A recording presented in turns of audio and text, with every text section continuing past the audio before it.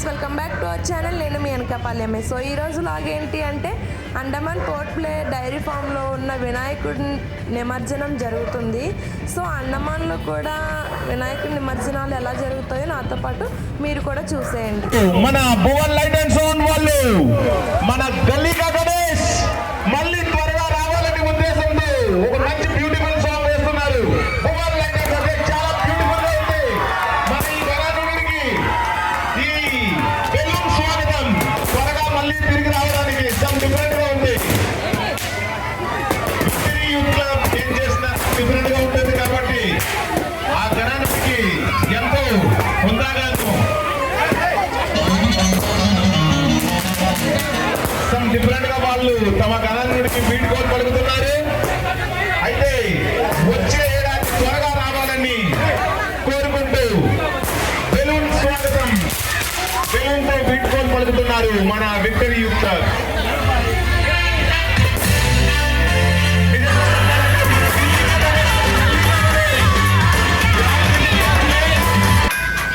ఇక్కడేమో మందుగూడు బాంబులు పేల్చుతున్నారు.